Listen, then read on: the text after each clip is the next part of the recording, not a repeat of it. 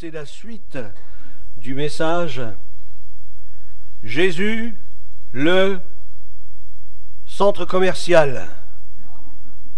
Parce qu'aujourd'hui c'est ça. Aujourd'hui c'est ça, Jésus c'est un centre commercial.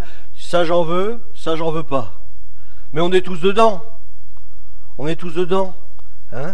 Mais c'est pas ça l'évangile. C'est une porte étroite, me dit la parole de Dieu. C'est un chemin étroit. Et il y en a peu qui empruntent. Et il dit même que pour les justes, c'est déjà difficile. Alors imaginez, pour ceux qui prennent ça un peu à la légère, c'est encore pire. Mais nous voulons être de ceux qui sommes attachés à la parole de Dieu. Et nous ne regardons pas au nombre de personnes, mais nous écoutons ce qui est dit si c'est réellement conforme à ce qui est écrit.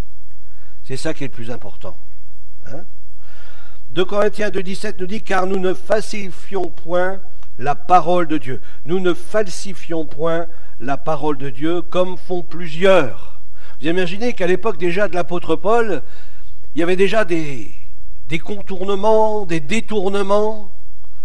Comme j'entendais dans une prédication cette semaine, un pasteur qui disait, vous vous rendez compte, vous prenez l'avion, vous montez dans l'avion, et puis le pilote, il se trompe de 10 degrés. Pas beaucoup 10 degrés. Mais quand vous partez de Paris pour aller en Australie, 10 degrés, ça peut tout changer. Vous pouvez vite vous retrouver au Japon. D'ailleurs, c'était pas là qu'il fallait que j'aille. Donc c'est important de demeurer sur ce qui est écrit. Et lire la parole de Dieu. Et vous ne vous attachez pas simplement à un seul texte de la Bible. Prenez plusieurs textes de la parole de Dieu. Je crois que c'est important de voir l'ensemble de l'Écriture. Car nous ne falsifions point la parole de Dieu comme font plusieurs, mais c'est avec sincérité.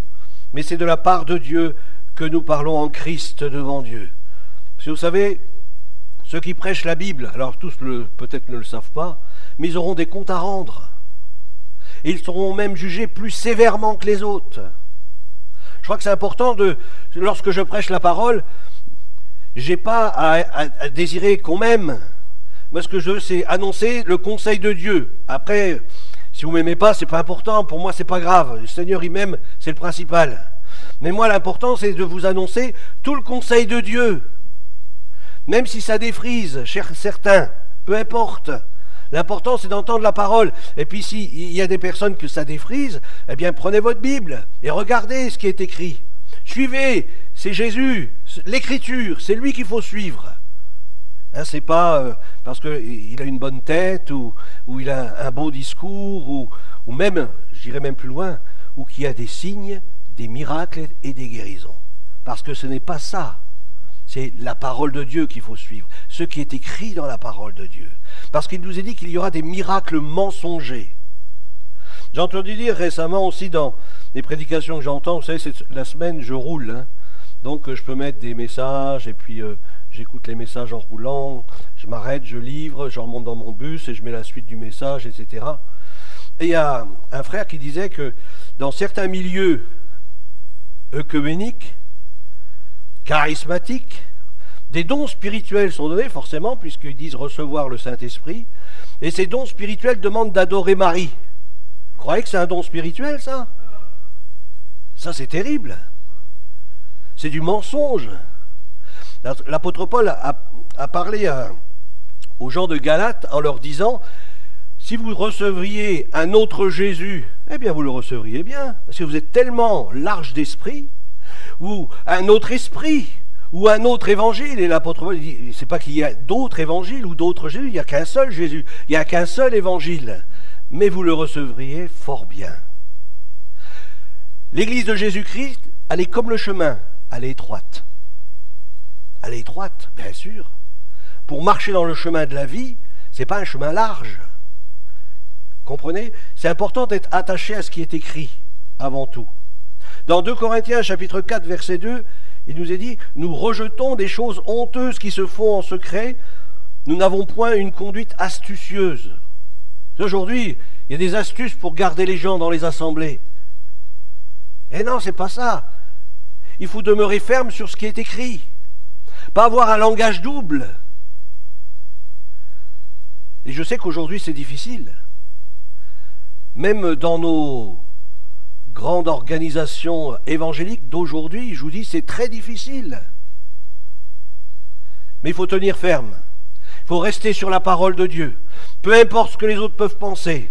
Moi, je veux demeurer sur ce qui est écrit. C'est mon âme qui en dépend et la vôtre. Hein, ceux à qui j'annonce l'évangile, et ça aussi, ça dépend de comment je vous annonce l'évangile. Et je crois que c'est important de demeurer sur la parole. C'est pour ça, ayez une Bible avec vous. Regardez dans la Bible si ce qu'on vous dit, si c'est conforme, si c'est bien écrit dans la parole de Dieu. Et nous n'altérons point la parole de Dieu, mais en publiant la vérité, nous nous recommandons à toute conscience d'homme devant Dieu. Et vous savez que l'apôtre Paul a été persécuté, pas seulement par les non-croyants, mais aussi par les croyants, qui voulaient en faire qu'à leur tête. Ils disaient, eux avaient une autre vision que l'apôtre Paul. Peut-être qu'ils disaient de l'apôtre Paul, tu es trop sectaire. Tu vas pas nous faire croire qu'il y a seulement les chrétiens nés de nouveau qui sont sauvés. Il y en a peut-être des autres qui sont à moitié sauvés. Puis qu'ils auront peut-être à faire quelque chose dans l'au-delà pour un peu remplir leur formulaire d'adoption dans le royaume de Dieu. Non. Demeurons sur ce qui est écrit sur la parole de Dieu. 1 Thessaloniciens chapitre 2 verset 13. C'est pourquoi Jésus doit être au centre de notre vie. Et pas Jésus simplement le nom, mais Jésus c'est la parole faite chair. Donc ça veut dire qu'il est la vérité. Lorsque je reçois Jésus, je reçois la vérité. Et la vérité c'est la parole. Et si je veux suivre Jésus, il me faut suivre la parole de Dieu, me conformer à elle. Si je veux être sauvé, il me faut devenir un disciple de Jésus-Christ, marcher dans ses voies. La Bible nous dit que celui qui croira et qui sera baptisé sera sauvé. Pourquoi c'est pas écrit celui qui croira sera sauvé? Je n'ai pas posé la question. Moi au début, lorsque je suis venu à l'évangile, je me suis posé la question. On m'a répondu, pour être sauvé, il ne faut pas seulement croire, mais il faut aussi être un disciple. Il faut désirer le suivre et marcher dans ses voies. Et la première chose que tu fais, c'est de t'engager dans les eaux du baptême. Eh oui, l'obéissance. La foi sans l'obéissance, elle est morte. Elle ne sert à rien. Vous pouvez la jeter au panier, elle ne sert à rien du tout. Il faut une obéissance à ma foi. Alléluia. C'est pourquoi nous rendons continuellement grâce à Dieu de ce qu'en recevant la parole de Dieu que nous vous avons fait entendre, vous l'avez reçue. Vous l'avez reçu, la parole de Dieu. Pas simplement Jésus, mais l'enseignement qui va avec. L'enseignement qui va avec. Non comme la parole des hommes. Ah parce qu'il a dit, ah ouais mais ça c'est ton point de vue. C'est toi qui vois ça comme ça. Ah non, c'est la Bible qui voit ça comme ça. C'est pas mon point de vue. Et ça c'est important de regarder ce qui est écrit. Dire ouais Seigneur c'est vrai. Et puis dire oui à l'écriture. Et puis non à mes pensées, non à mes raisonnements. Je veux croire plutôt ce qui est écrit que plutôt ce que je peux penser ou imaginer. Alors vous l'avez reçu non comme la parole des hommes, mais ainsi qu'elle l'est véritablement, comme la parole de Dieu. Et là, la fin du verset est tellement importante. Vous voyez la fin du verset, qu'est-ce qui est marqué à la fin du verset? Si vous avez votre Bible, 1 Thessaloniciens 2,13, la fin du verset 13. Mais ainsi qu'elle l'est véritablement, comme la parole de Dieu. Et après, c'est marqué quoi? Qui agit en vous qui croyez. La parole de Dieu, elle est vivante. Lorsque je reçois Jésus, lorsque je reçois la vie de Dieu, et lorsque cette vie elle est accompagnée de la parole, vous savez, la parole écrite, lorsque je reçois l'enseignement, il y a quelque chose qui se passe en moi. La vie de Dieu se manifeste parce que j'ai ce désir de marcher dans les voies, d'obéir à Dieu. Et lorsqu'il y a la parole et le Saint-Esprit qui agit en moi, ça ne me laisse pas stérile, ça porte du fruit, quelque chose se passe, un changement, une transformation. Et ça, c'est Dieu qui le fait dans notre vie. Cette parole qui agit en vous qui croyez. Si tu crois que Jésus est le Sauveur, c'est formidable.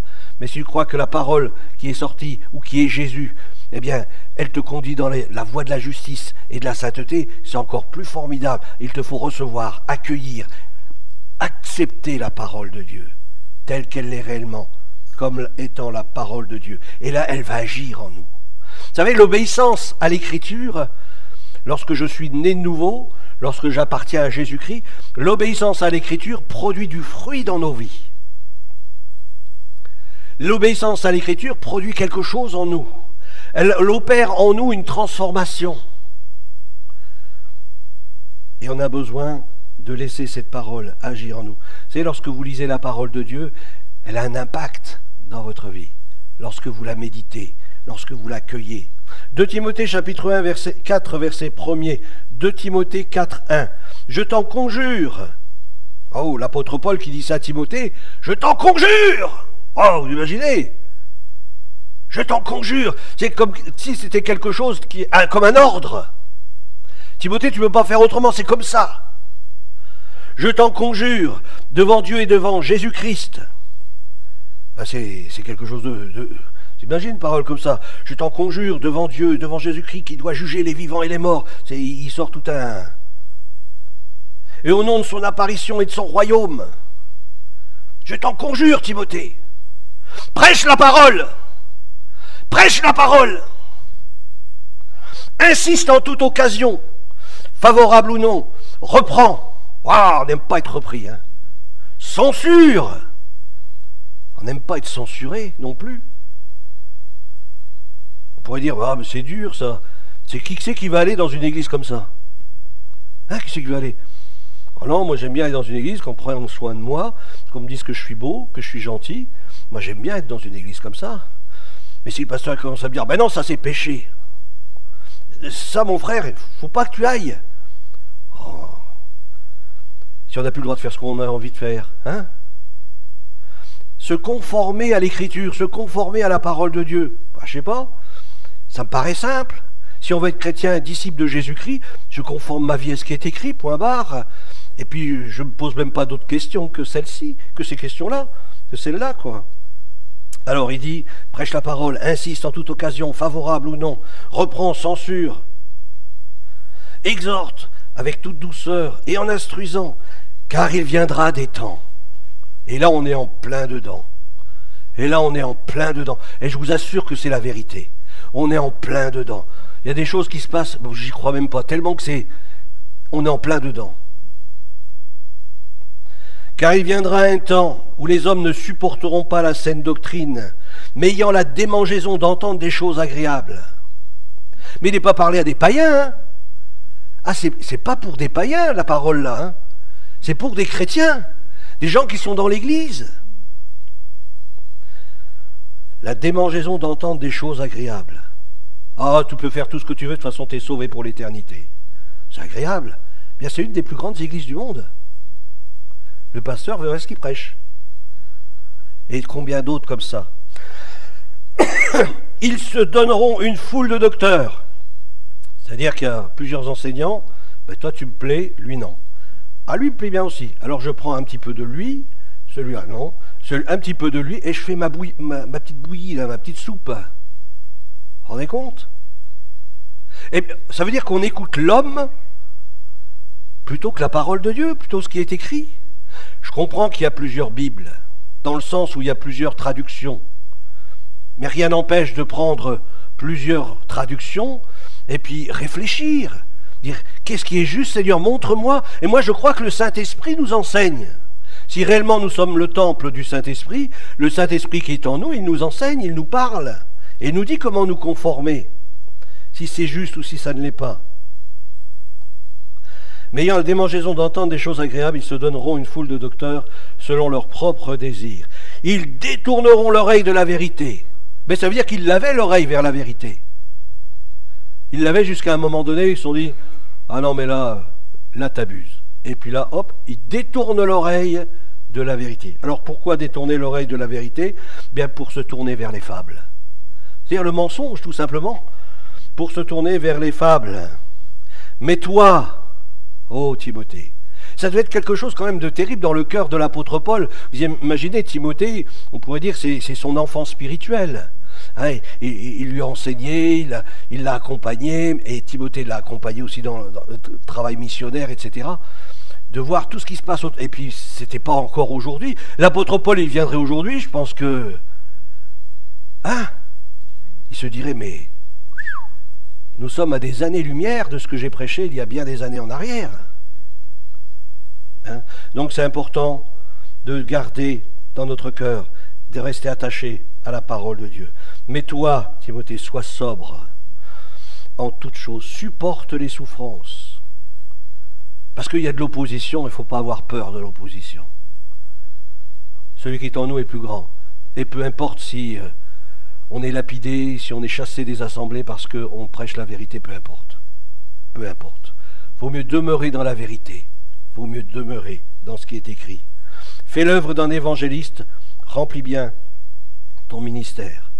Alors je ne vais pas aller plus loin, parce que là on est encore peut-être 10 minutes. Hein. Après on va commencer l'Assemblée Générale.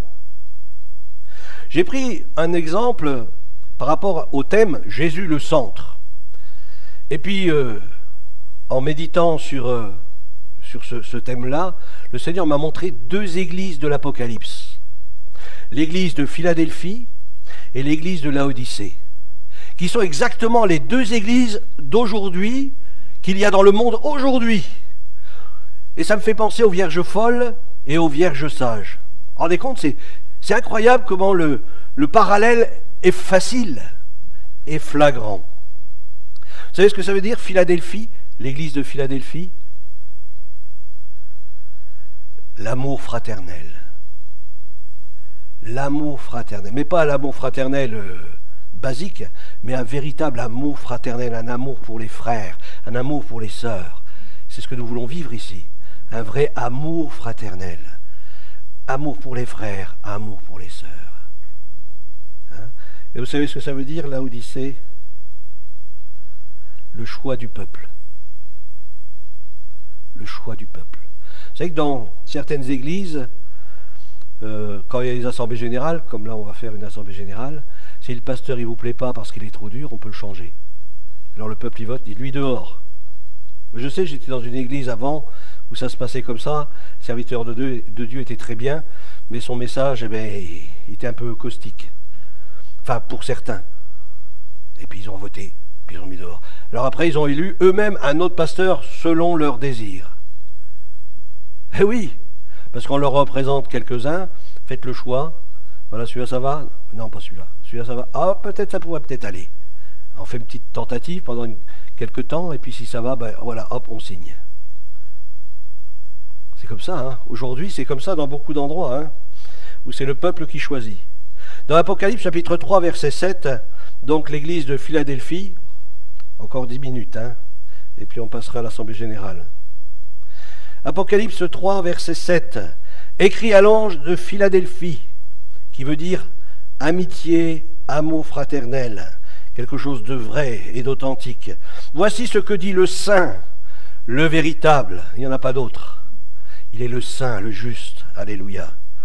Celui qui a la clé de David, celui qui ouvre et personne ne fermera, celui qui ferme et personne n'ouvrira. Dieu a ouvert l'île sur le Doubs, personne ne pourra fermer. Personne ne pourra fermer. Si c'est Dieu qui ouvre, personne ne pourra fermer. Alléluia.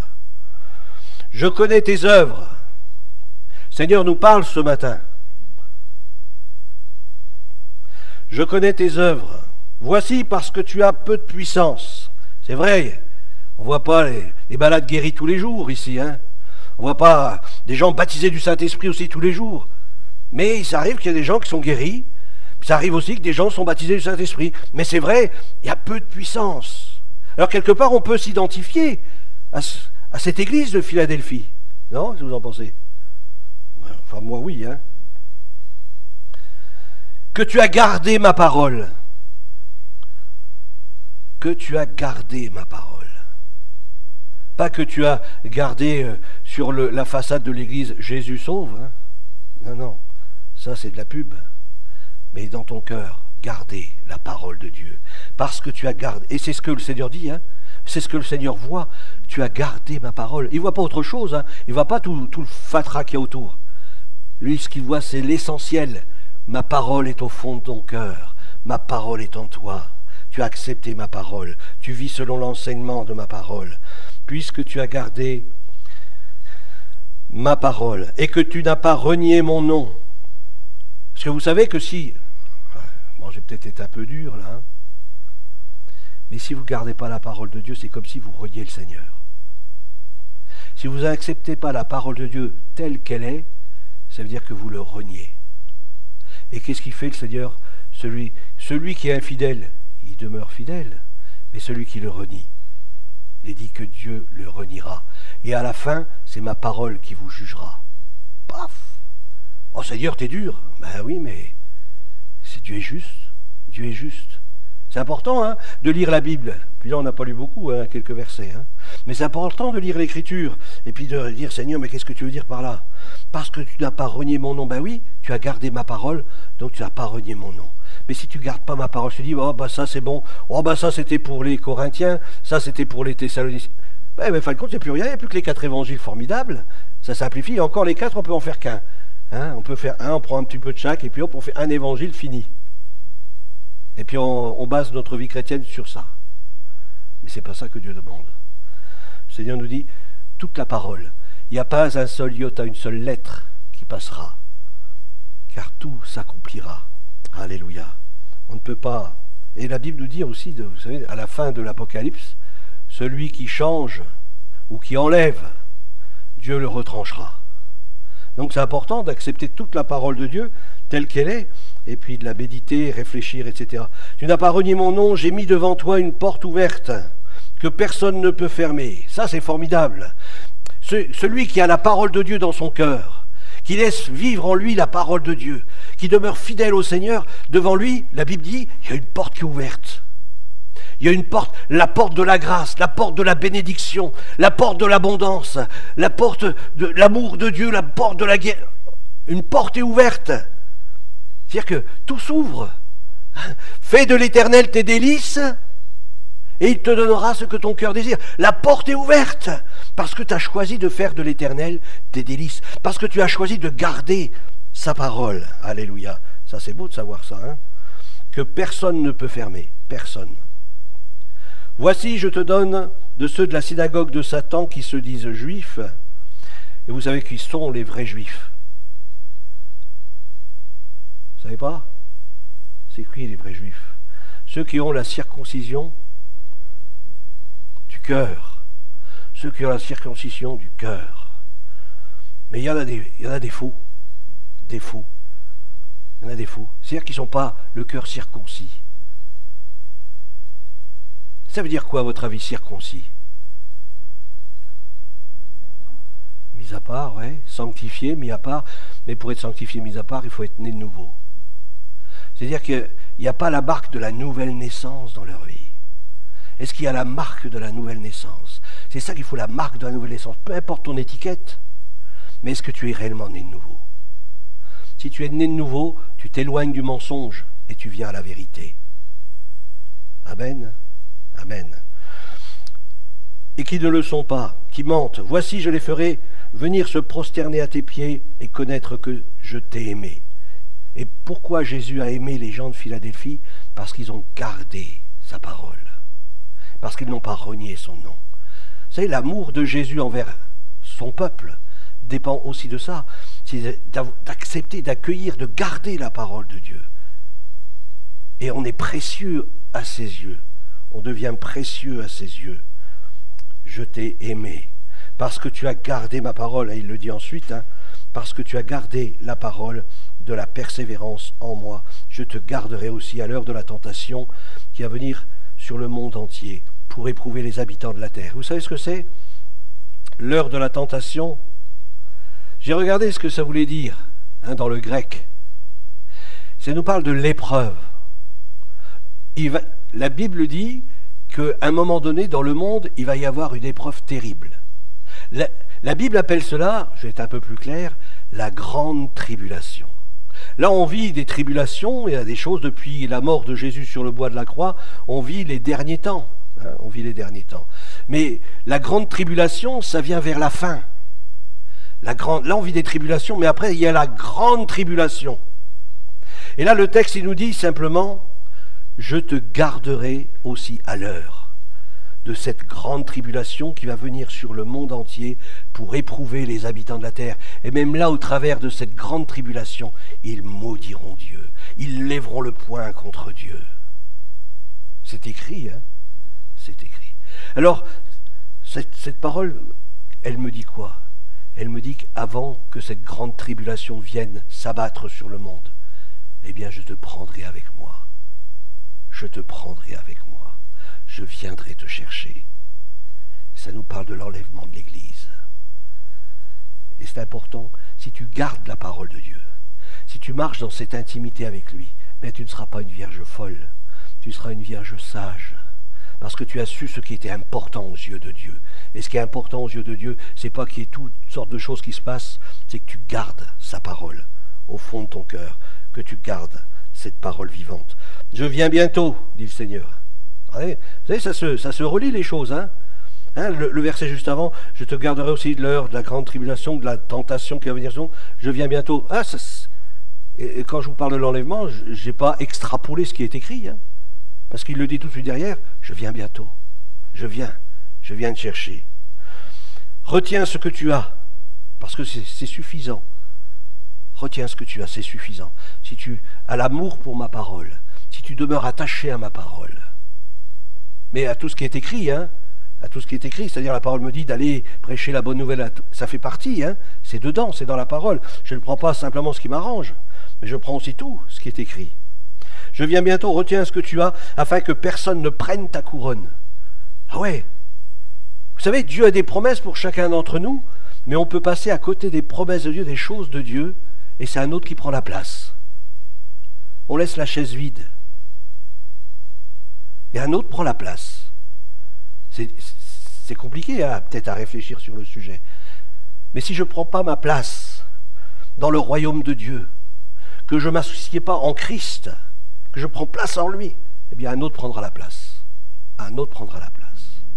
Alors demeurons attachés, afin que personne ne prenne ta couronne.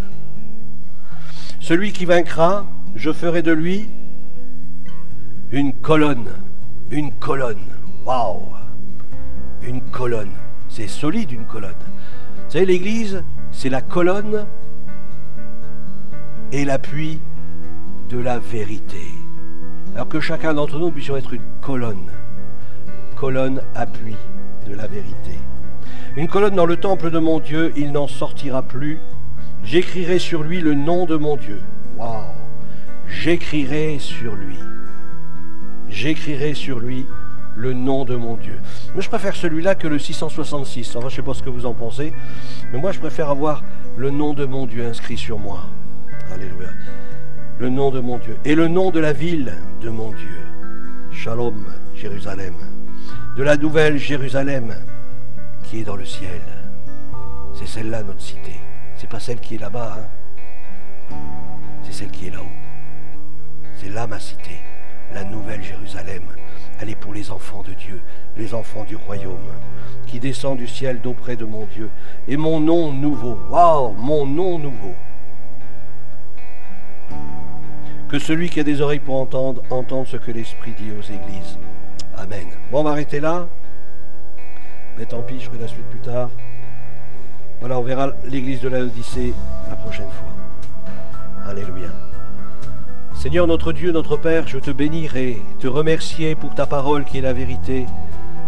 Seigneur, aide-nous à demeurer fermes sur ta parole, à ne pas nous laisser emporter à tout vent de doctrine, mais à demeurer sur ta parole. Seigneur, que nos yeux soient éclairés. Donne-nous du discernement, Seigneur, afin de ne pas tomber dans les pièges du diable. Seigneur, merci de nous maintenir fermes, enracinés, sur le rocher des siècles, sur Christ. Seigneur, notre désir, c'est vraiment d'être des témoins dans ce monde de ténèbres, portant la parole de vie et annonçant cette bonne nouvelle de l'Évangile.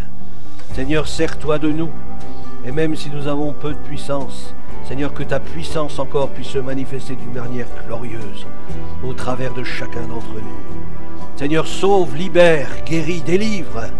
Puissions être tes messagers, annoncer la bonne nouvelle à toute la création. Seigneur, donne gloire à ton nom là où nous sommes rassemblés, que ta présence se manifeste au milieu de nous. Seigneur, nous nous réjouissons en toi parce que tu es celui qui vient bientôt pour nous chercher. Et nous voulons te dire, Seigneur, nous t'aimons de tout notre cœur. Garde-nous en toi. Garde-nous, Seigneur. Au nom de Jésus-Christ, nous te bénissons. Amen. Amen.